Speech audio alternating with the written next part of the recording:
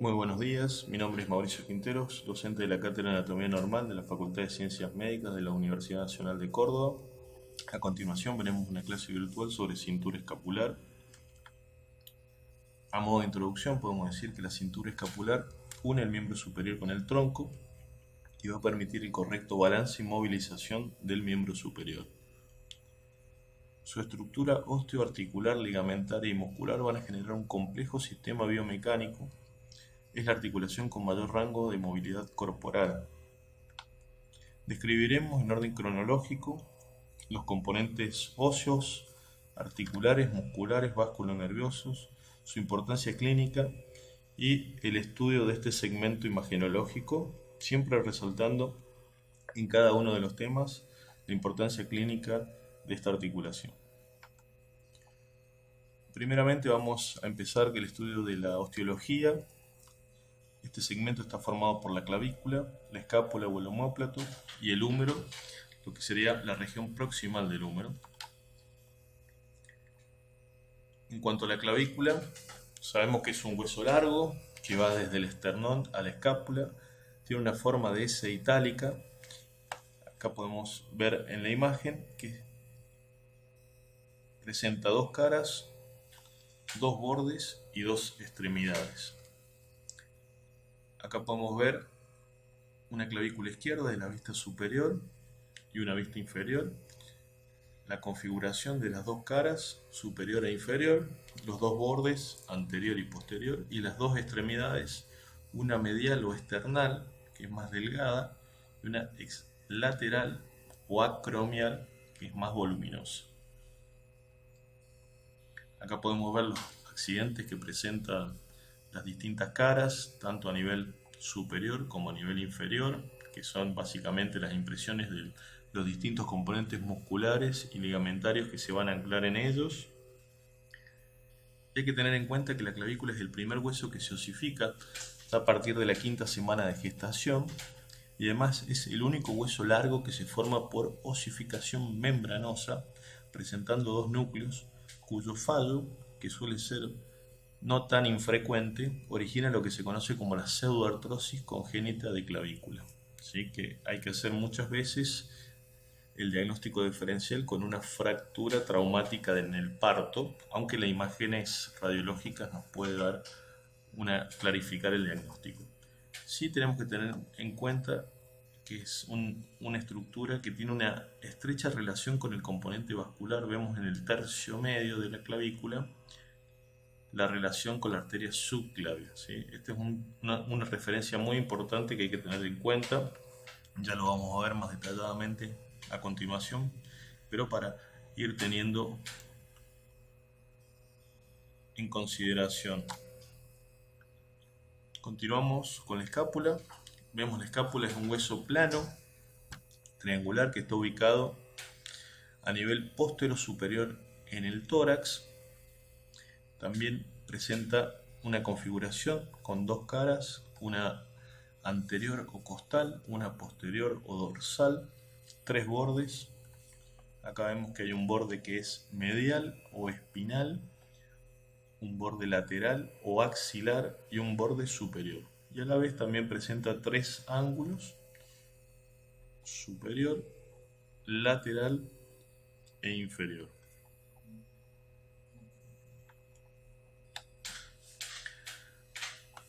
Acá podemos ver en las imágenes los distintos bordes y los distintos accidentes que vamos a presentar tanto a nivel de la cara anterior como en la cara posterior. A nivel de la cara anterior llama la atención lo que sería la fosa subescapular, donde va a dar origen al músculo con el mismo nombre. A nivel del ángulo externo tenemos la cavidad glenoidea, el nacimiento de la apófisis coronoide, y en la cara posterior tenemos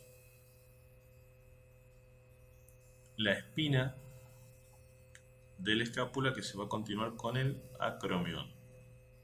Esto nos va a dividir en un tercio superior y dos tercios inferiores la cara posterior. A nivel superior está la fosa supraespinosa, que es para el músculo del mismo nombre, y tenemos la escotadura de la escápula. Son dos accidentes muy importantes de esta región. Y en los 2/3 inferiores está la fosa infraespinosa, que va a dar origen a diferentes músculos que vamos a ir viendo más adelante.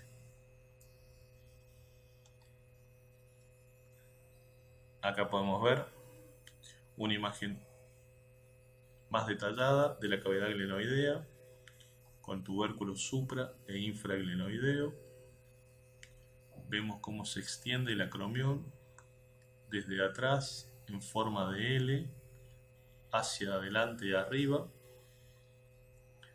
Acá vemos la apófisis coracoides, cómo se extiende hacia adelante para dar origen a distintos elementos que van a ir hacia el brazo.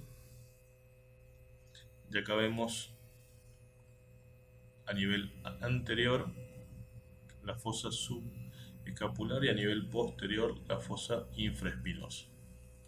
Esta es una imagen tomada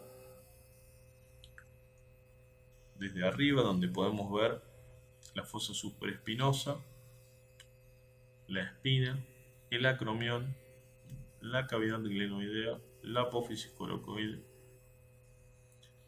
la escotadura de la escápula. Acá vemos el borde superior y el ángulo superior. En cuanto al húmero, a nivel escapular es solamente el extremo proximal que va a formar parte y una porción proximal de la diáfisis. El resto va a formar el brazo y la epífisis distal va a formar el codo. En cuanto al húmero, tenemos que es un hueso largo con dos extremos, superior e inferior. La diáfisis tiene tres caras, una anterolateral, anteromedial y posterior, y tres bordes, anterior, lateral y medial. Acá podemos ver las distintas estructuras. En cuanto al extremo proximal, vemos que está formado por la cabeza humeral, que representa de 1 a 2/3 de esfera, un tubérculo menor, o troquín, y un tubérculo mayor o troquíter, y están separados por un surco intertubercular.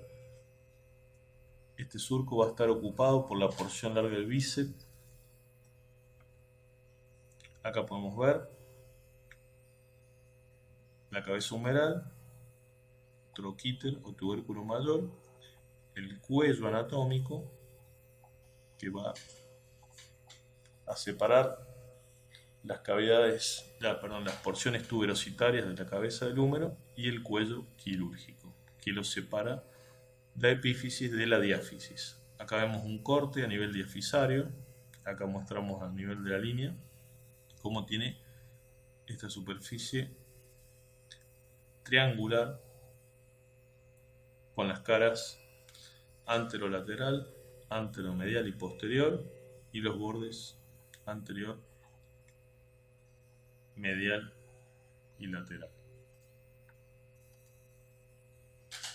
En cuanto a las articulaciones, como dijimos previamente, es una articulación con una biomecánica muy compleja, lo que le va a dar un amplio rango de movilidad y va a participar en funciones muy específicas, tanto a nivel de la movilidad de la mano como a nivel de la articulación para la práctica de distintas actividades de la vida cotidiana, como así de la práctica deportiva. Las articulaciones del hombro hay que tener en cuenta que la más importante es la glenohumeral, pero además tenemos la articulación acromioclavicular, esterno-condroclavicular y la escápula torácica. O sea, son 4 las articulaciones del hombro. Siempre la de mayor importancia es la glenohumeral, que es con la cual vamos a empezar a describir. Vemos que la articulación glenohumeral va a unir a la escápula con el húmero proximal. Es una enartrosis.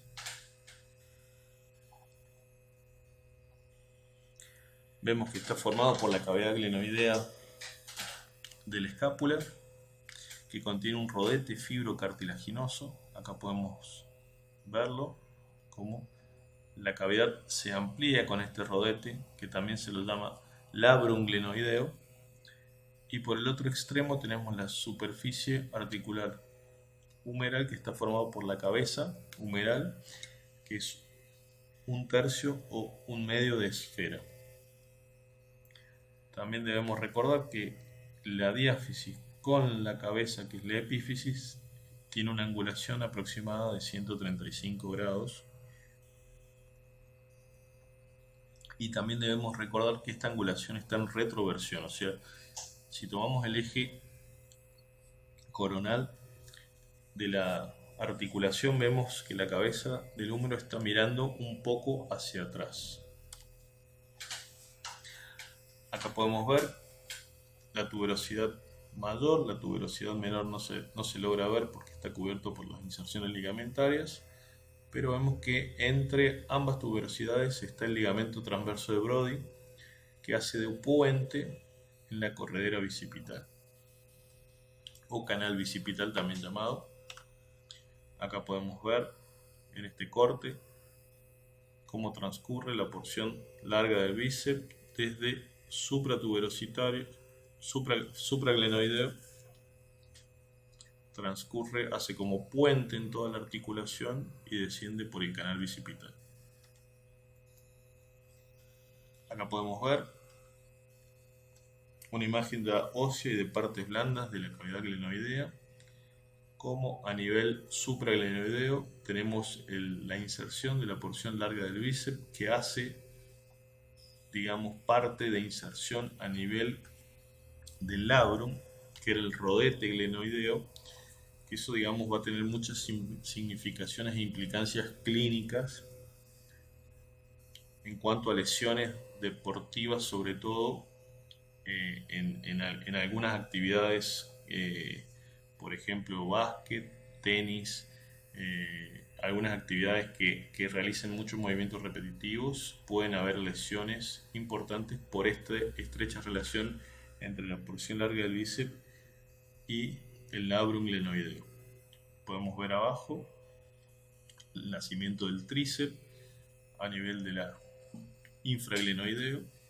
Acá podemos ver parte de la cápsula, como la cápsula a nivel anterior tiene un foramen oval, o sea, está como perforada la cápsula, y esta es una estructura también que veremos más adelante, tiene ciertas implicancias a nivel del estudio clínico del paciente. Acá ya podemos ver un esquema de la articulación con los distintos ligamentos. El ligamento acromioclavicular, coracoacromial, los ligamentos coracohumerales, el tendón del subescapular a nivel anterior, la cápsula, acá vemos la cápsula, acá vemos las bolsas tendinosas y los distintos componentes óseos como la clavícula y la escápula. ¿Cuáles son los medios de unión más importantes de esta articulación? Entre ellos tenemos la cápsula articular, el ligamento coracohumeral, que es este, que se extiende desde la coracoide hasta la tuberosidad mayor, otro quíter, y los ligamentos glenohumerales, que son estos, están separados, digamos, en su parte interna, para después, digamos, el ligamento coracohumeral con los ligamentos glenohumerales en un cierto punto terminan uniéndose a nivel lateral. En cuanto a los ligamentos glenohumerales, podemos ver que son tres: el superior, acá vemos en este dibujo, el medio y el inferior, que es el más importante. Acá vemos cómo participan sobre todo en los movimientos de rotación, limitando la rotación externa y la rotación interna.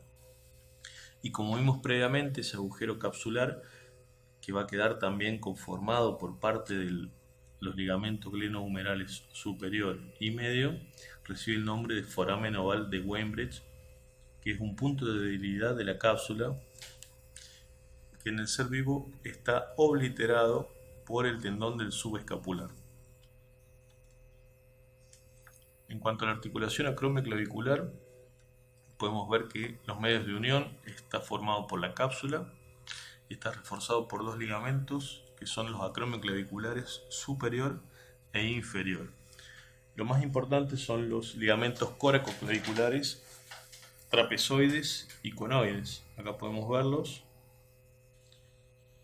como estos dos van a ser los ligamentos más importantes y más fuertes de esta articulación, que van a darle estabilidad tanto a la clavícula como a la articulación acromioclavicular y van a participar muy activamente en la biomecánica de la articulación del hombro. En cuanto a la articulación esternocondoclavicular, es la articulación que está conformada por el esternón con el primer cartílago costal y la clavícula. Posee un disco articular, un fibrocartílago, y es una articulación sinovial en silla de montar, una diartrosis en silla de montar. Acá podemos ver cómo está el disco fibrocartilaginoso interpuesto entre el esternón y la extremidad interna de la clavícula. Los medios de unión son 4 ligamentos, esternoclaviculares anteriores y posteriores, el interclavicular o superior, acá lo vemos, y los condroclaviculares, acá los logramos ver, que son los más importantes. Acá hay que recordar que hay una estrecha relación vascular con lo que serían los grandes vasos a nivel del cuello. Por detrás de esta articulación, acá podemos verlo, cómo se encuentran los grandes vasos. O sea, son huesos fuertes, articulaciones fuertes, con muy poca movilidad, que sirven sobre todo para protección de elementos nobles que se encuentran a nivel torácico superior e inferior del cuello. En cuanto a la articulación escápulo-torácica, acá podemos ver que se localiza en la parte superexterna del tórax. En realidad no es una verdadera articulación, sino que se lo conoce como complejo suspensorio del hombro. Sus movimientos van a depender de la integridad de la articulación acromioclavicular y esternoclavicular. Va a producir un movimiento de deslizamiento sobre la pared torácica con una activa participación muscular, sobre todo del serrato anterior y del subescapular.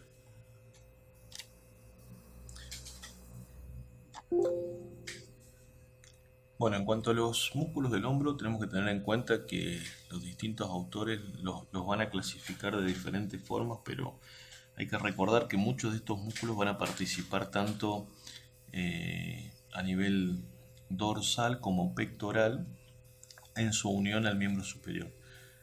En cuanto a la división que realiza la Target, tenemos que los músculos que unen el tronco al miembro superior con el trapecio, romboides, angular del omóplato, serrato mayor, pectoral menor y subclavio, músculos que unen el tronco al húmero, el dorsal ancho, y los músculos que van a unir la cintura escapular al hombro, deltoides, pectoral mayor, subescapular, supraespinoso, infraespinoso, redondo menor, redondo mayor y el coracobraquial. Vemos que son muy numerosos.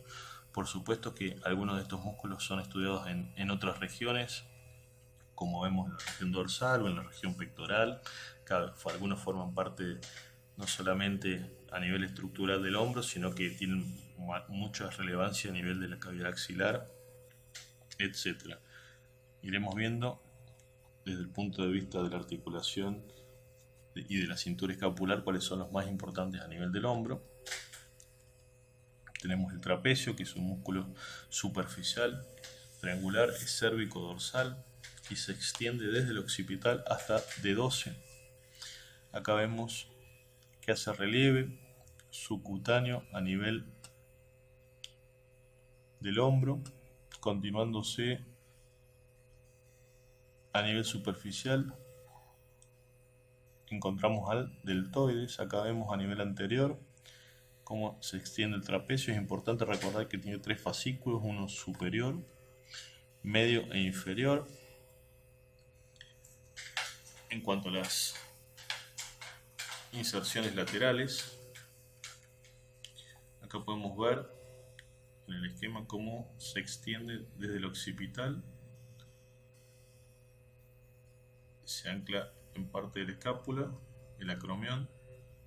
Acá podemos verlo, los distintos fascículos. Vemos que a nivel medial se va a anclar en la protuberancia occipital, ligamento nucal, las 7 primeras cervicales y las espinosas cervicales, todas las apófisis dorsales, transversas y los ligamentos interespinosos. Y a nivel lateral, como dijimos previamente, los 3 fascículos, un tercio lateral del borde superior de clavícula y parte de la cara superior, un borde, el tercio del fascículo medio va del borde posterior del acromión y labio superior de la espina escapular y el inferior a la espina escapular. Está inervado por la rama terminal del plexo del nervio espinal, que es el 11º par, ramas del plexo cervical profundo. Está vascularizado por arteria escapular descendente posterior, que es la posterior, que es rama de subclavia, y la acción que realiza es la inclinación de la cabeza, va a ascender el tronco, el hombro, y va a levantar el cuerpo al estar suspendido. Se participa en la acción de trepar. Muchos de estos músculos tienen diversas acciones según el punto fijo que tomen. Por ejemplo, si toman punto fijo inferior, van a participar en este caso en la extensión o inclinación de la cabeza. Si toman punto fijo superior, van a participar en la elevación del hombro o en la ayuda en los gestos de trepar. Tenemos también el romboides. Esto ya es en un plano más profundo. Podemos ver cómo son músculos que se van a extender desde la zona media cérvico-dorsal, van hacia el borde espinal y hacia el ángulo interno, superinterno escapular, el angular del omóplato. Acá podemos ver cómo se extiende desde la región cervical hacia el ángulo escapular. En cuanto al serrato mayor o anterior, acá podemos ver cómo se extiende en forma radiada. Es un músculo bastante fuerte. Tiene inserciones escapulares en el borde interno y en el ángulo superinterno, y las inserciones a nivel torácica por interdigitaciones en los bordes de la segunda a la novena o décima costilla. Y es importante que en la parte inferior estas inserciones están imbricadas conjuntamente con las del oblicuo externo mayor del abdomen.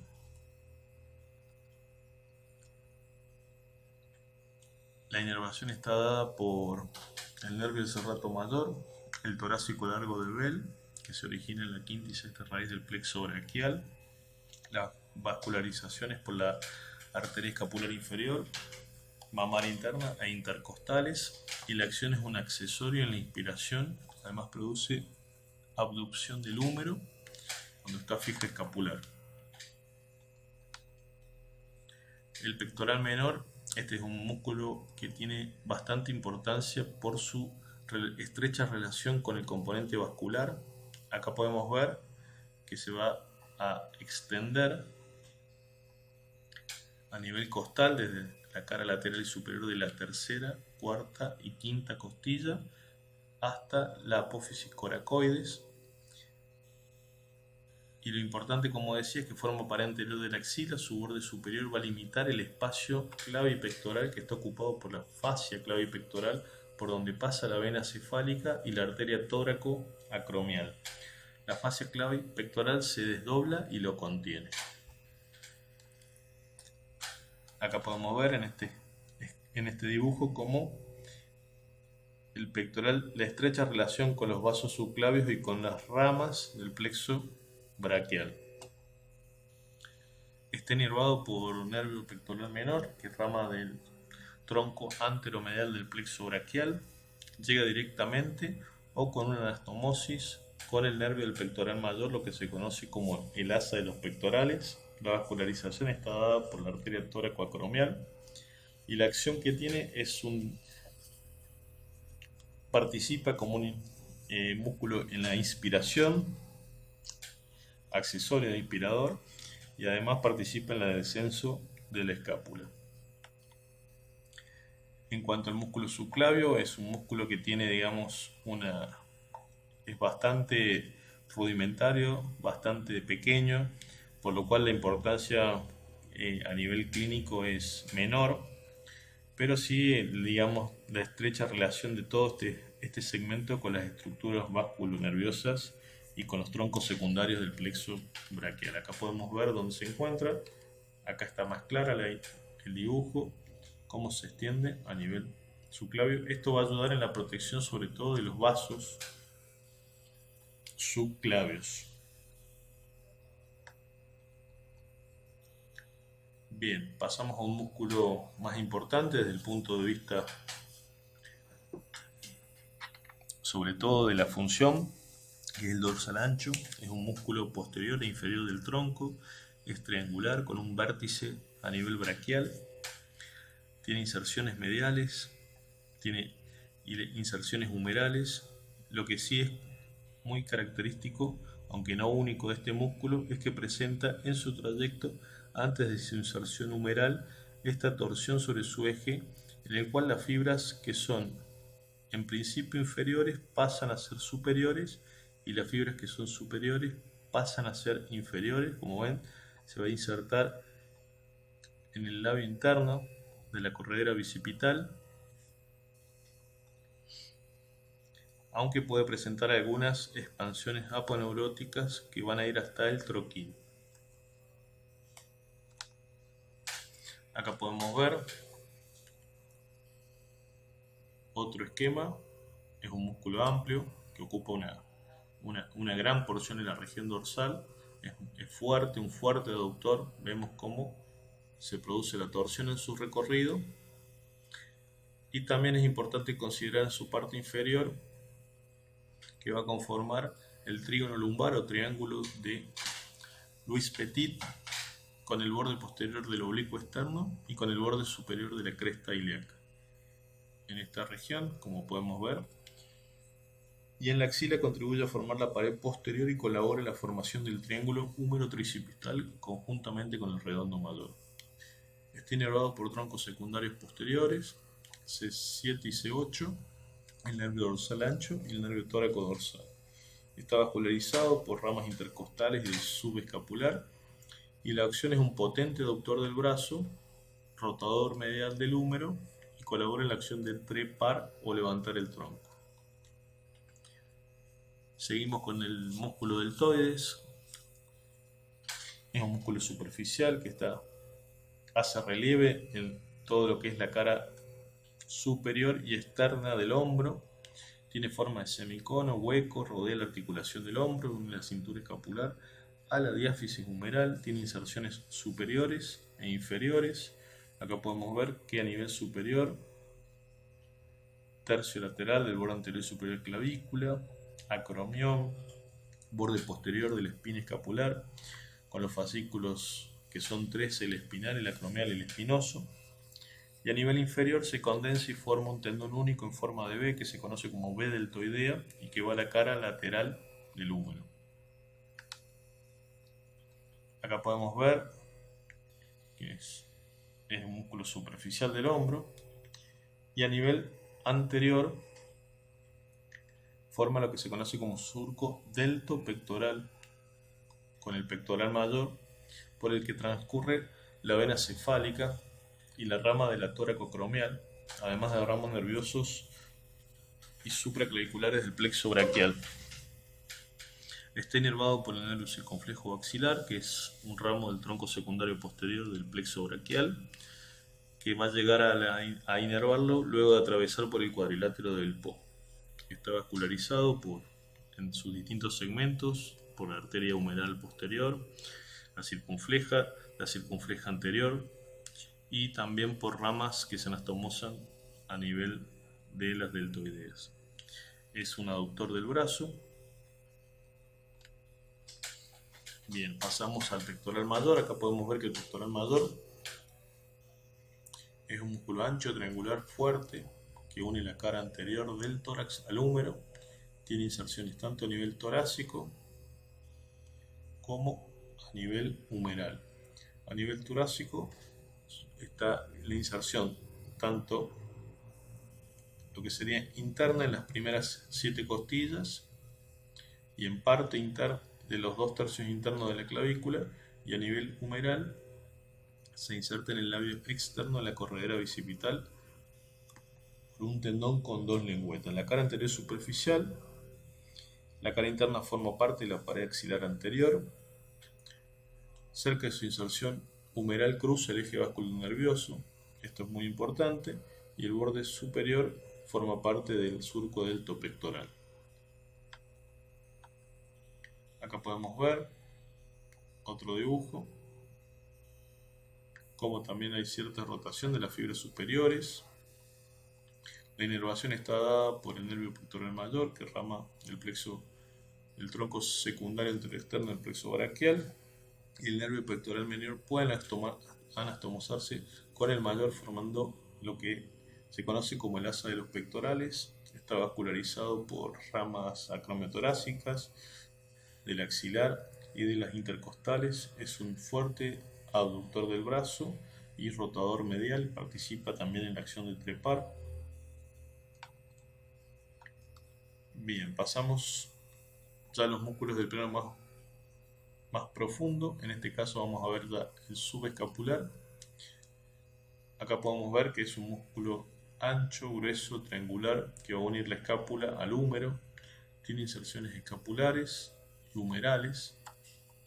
Las escapulares están en el labio anterior del borde espinal, fosa subescapular con las crestas respectivas, y en el labio anterior del borde lateral.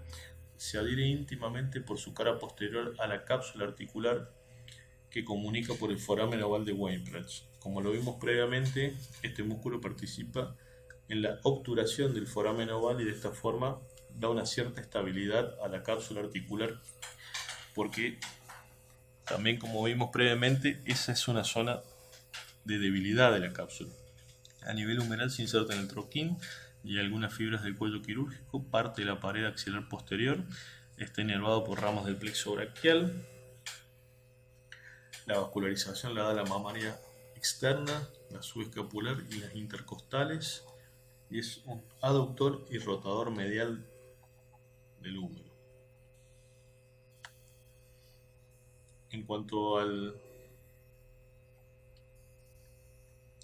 subescapular, podemos ver entonces que es como la estrecha relación que tiene con componentes vasculares y nerviosos. Ya lo vamos a ver más detalladamente, pero así como para que tengan de referencia las estructuras que van a atravesar en zonas aledañas a sus inserciones. Acá podemos ver el supraespinoso, que es uno de los músculos quizás más conocidos cuando uno habla del hombro por su frecuente lesión del tendón del supraespinoso. Vemos que va desde la fosa supraespinosa, que está acá, ¿ven?, al húmero proximal, al troquíter. Tiene una íntima relación con la cápsula articular y con el ligamento coracoacromial. Está separado del deltoides por la bolsa subserosa deltoidea, y además participa en el intervalo rotador, que es un espacio entre el supra y el infraespinoso. Acá podemos ver, este es el supraespinoso. Desde la fosa supraespinosa vamos al troquíter, está inervado por el nervio supraescapular, que rama el plexo braquial y va a atravesar la escotadura coracoidea. Está vascularizado por el escapular superior o supraescapular, y la acción que hace es un fuerte aductor. En cuanto al infraespinoso, podemos ver que se encuentra en la fosa infraespinosa, por debajo de la espina. Es aplanado, triangular, va desde la fosa infraespinosa al húmero proximal. Tiene una íntima relación con la cápsula articular. Está inervado por ramas terminales del plexo supraescapular. Está vascularizado por el escapular superior o supraescapular, y la acción es un abductor y rotador lateral. Bien, el redondo menor va del borde axilar escapular al troquíter, va a seguir el borde inferior del infraespinoso, está inervado por el rama del axilar. La vascularización la da la arteria circunfleja humeral posterior y tiene una acción de rotación lateral. El redondo mayor, acá podemos verlo, es más voluminoso, va a unir el ángulo escapular inferior a la corredera bicipital, al labio medial. Está inervado por el nervio del redondo mayor, que es colateral del tronco secundario posterior, que está vascularizado por ramas de la subescapular, y la acción es un abductor y rotador medial. El músculo coracobraquial vemos que se extiende desde la apófisis coracoides a la diáfisis humeral, tiene inserciones superiores en el vértice coracoideo por un tendón común con la porción corta del bíceps, tendón conjunto o coracobíceps también llamado. En la inserción inferior está en la cara medial del tercio superior del húmero. Su borde medial está en relación con el paquete vasculonervioso. El nervio músculo cutáneo lo atraviesa, por eso se lo llama músculo perforado de Casearius, a una distancia variable de la punta del proceso coracoideo. Está inervado por este mismo nervio músculo cutáneo. Está vascularizado por ramas de la arteria axilar y de la humeral, y la acción es un elevador del brazo. Acá ahora vamos a ver una estructura que se lo conoce como manguito rotador. Quizás es una estructura que tiene bastante relevancia desde el punto de vista anatómico y funcional. Está formado por distintos tendones que se van a insertar en la epífisis humeral proximal y van a actuar en los movimientos de abducción, rotación y elevación. Acá podemos ver que está formado por el subescapular, que se va al troquín, el supraescapular, el infraespinoso y el redondo menor, que van al troquíter. Algunos autores van a sumarle funcionalmente al tendón de la porción larga del bíceps. Acá podemos ver desde una vista lateral cómo a nivel de la epífisis proximal del húmero hacen lo que se conoce como un manguito rotador, la rodean. Recordemos, subescapular, supraespinoso, infraespinoso y redondo menor. Estos participan generalmente en los movimientos de rotación y los de abducción. El deltoides es uno de los abductores más fuertes, pero participa hasta los 90 grados. A partir de los 90 grados, el manguito rotador es el que va a actuar en la elevación y en la abducción. En cuanto al componente vasculonervioso, vemos que la estructura vasculonerviosa tiene una compleja anatomía. La principal arteria es la axilar, considerando su paso por la cavidad axilar. Acá vemos en este esquema cómo los vasos van a atravesar el tercio medio de la clavícula, la vena por delante, la arteria por detrás, y por detrás de la arteria, aunque algunas también por debajo, las ramas secundarias del plexo braquial. En cuanto a la arteria axilar, es la continuación de la subclavia, va desde la mitad de la cara inferior de la clavícula al borde inferior del pectoral mayor, continuándose como humeral. Acá vemos todo el trayecto que realiza. En su recorrido constituye el eje de la fosa axilar o la cavidad axilar. Tiene aproximadamente de 8 a 10 milímetros de diámetro, se relaciona con la vena por delante y por detrás con los tres troncos secundarios del plexo braquial.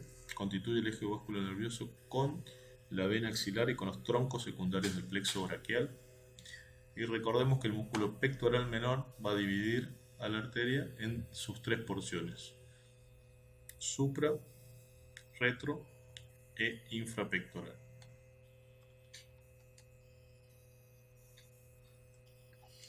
Acá vemos de nuevo en este esquema las distintas porciones a nivel de la cintura escapular que va a presentar la arteria axilar en cuanto a su relación con el músculo pectoral menor. primera porción, que es por encima, la segunda, que es por detrás, y la tercera, que es por debajo. Acá están un poco, digamos, más detallados las distintas relaciones que va a tener en cada uno de los segmentos. La por detrás es muy importante, que va a formar con la relación con el nervio mediano. Por debajo está cubierto por el ligamento, en la porción inferior está cubierto por el ligamento de Gerdi, que constituye la parte más larga y accesible de la arteria axilar. En esta región se relaciona con la formación de las ramas terminales del plexo braquial, y el mediano le es fiel, le hace de satélite. En cuanto a las ramas colaterales, son variables, da distintas arteriolas para la pared torácica, para los músculos pectorales y para las regiones tegumentarias. Las colaterales descritas con mayor regularidad son la tóraco-acromial o acromiotorácica, la mamaria externa o torácica lateral, la subescapular o escapular inferior, medial o torácica, y los troncos de las circunflejas. En cuanto a las venas del miembro superior, tenemos una red venosa profunda y una red venosa superficial. La red venosa profunda, sabemos que generalmente en los miembros, tanto el miembro superior o miembro inferior, cada arteria del miembro dispone generalmente de dos venas satélites que están anastomosadas entre sí alrededor de la arteria, con excepción del axilar, que tiene una sola. Estas anastomosis con la red superficial está dado por vasos perforantes que son avalvulares a nivel venoso superficial, están en el tejido celular subcutáneo, son solitarias, sin arterias satélites, y se utilizan para la extracción sanguínea y para la canalización, lo que se conoce como la colocación de vías periféricas o sueros. Acá vemos la vena cefálica, que va a ascender por el brazo paralela al borde lateral del bíceps, va a alcanzar el surco delto pectoral en compañía de la rama acromial, de la tóraco-acromial, va a perforar la fascia clavipectoral y va a terminar en la vena axilar. Acá podemos ver en este esquema cómo la vena basílica va por la cara interna del brazo, acompañada del nervio braquial cutáneo interno, va a perforar la aponeurosis braquial y va a terminar en la vena cefálica, o puede hacerlo directamente en la vena axilar. Acá vemos todo el recorrido de la vena basílica, y acá vemos el recorrido y el callado de la vena cefálica, componentes de la red venosa superficial del brazo. En cuanto a la vena axilar, va a recibir el retorno venoso de las humerales y va a estar acompañada la arteria. En cuanto al componente nervioso, a nivel del hombro, hay una relación estrecha con los troncos secundarios del plexo braquial y con sus ramas colaterales. Las ramas colaterales del plexo braquial inervan en su gran mayoría los músculos de la región escapular. Acá vemos las distintas ramas colaterales del plexo braquial, son 11, que se las dividen en anteriores, posteriores e inferiores. Simplemente las vamos a nombrar, no viene al estudio específico en este capítulo. Sí tenemos que recordar la estrecha relación del plexo braquial con el tercio medio de la clavícula. Acá podemos verlo. Y su posible lesión en caso de traumatismos o fracturas claviculares. A nivel de la cara posterior de la escápula, es importante recordar que hay las diversas estructuras van a dar lugar a que se delimiten distintos espacios por el cual van a transcurrir elementos nobles o de importancia trascendental a nivel vasculonervioso. Acá podemos ver, por ejemplo, el agujero supraescapular, que está formado por la escotadura supraescapular cerrada por el ligamento transverso, el espacio cuadrilátero del Pou, que está formado por el borde inferior del redondo menor, el borde superior del redondo mayor, el cuello quirúrgico del húmero y el borde lateral de la cabeza larga del tríceps. Acá podemos verlo. Después podemos ver también el espacio triangular húmero tricipital, que está formado por el borde medial de la cabeza larga del tríceps, el borde inferior del redondo mayor y el dorsal ancho con la diáfisis humeral. Además también tenemos el triángulo de los redondos en esta región, entre el redondo entre el redondo menor y el redondo mayor, que está formado además por la cabeza larga del tríceps. En cuanto al contenido de los distintos segmentos, tenemos que en el agujero supraescapular está el nervio supraescapular. La arteria y la vena suelen pasar por arriba del ligamento, en raras ocasiones atraviesan por el agujero. El espacio cuadrangular transcurre el nervio axilar o circunflejo, recuerden también el nombre, justo en estas regiones donde hace el trayecto y hace ese recorrido en forma rodeando a la epífisis proximal humeral. Además están la arteria y la vena circunflejas humerales posteriores, que van a proveer el 60% de la irrigación de la cabeza humeral. El espacio triangular están por los que atraviesan el nervio radial y los vasos braquiales profundos.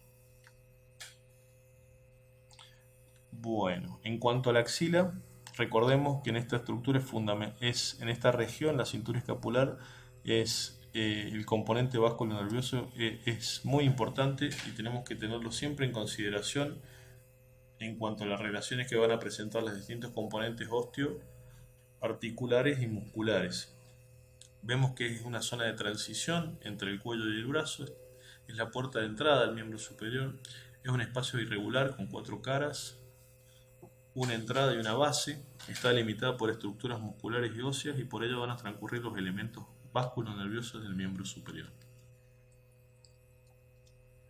Acá podemos ver un esquema de la cavidad axilar con todo el componente vasculonervioso.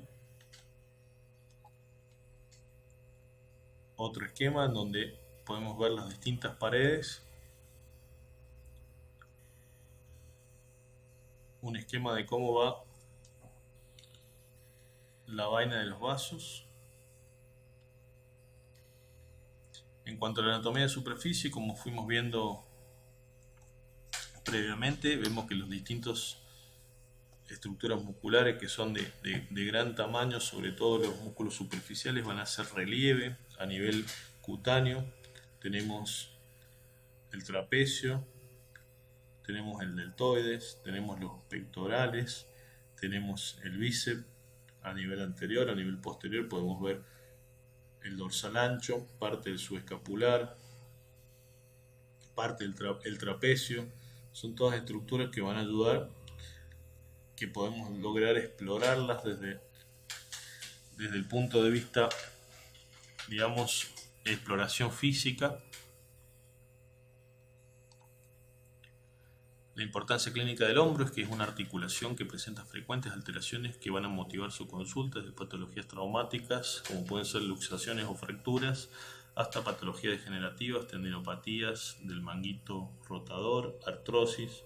Su conocimiento anatómico nos permitirá afrontar con mayor certeza los posibles diagnósticos etiológicos. En cuanto a la imagenología, el hombro es una de las articulaciones que puede ser estudiada con distintos métodos complementarios que podrán ayudarnos a establecer un diagnóstico en caso de traumatismos o dolores de hombro, conocidos como omalgias. El hombro se puede estudiar por radiografía, ecografía, resonancia nuclear magnética, tomografía computada. Esta es una radiografía normal del hombro en donde podemos ver la estructura de la articulación glenohumeral, la epífisis del húmero, la cavidad glenoidea, vemos todos los relieves de la escápula, vemos las distintas componentes torácico, costales y el parénquima pulmonar, podemos ver la clavícula, la articulación acromioclavicular, el acromión, la espina, acá podemos ver la apófisis coracoide, digamos, tanto a nivel traumático en caso de algún accidente, alguna caída, algún golpe en la región, como en el dolor del hombro sin un traumatismo previo, que es los distintos tipos de omalgia. La radiografía nos da información muy valiosa y muy importante para considerar la estructura osteoarticular.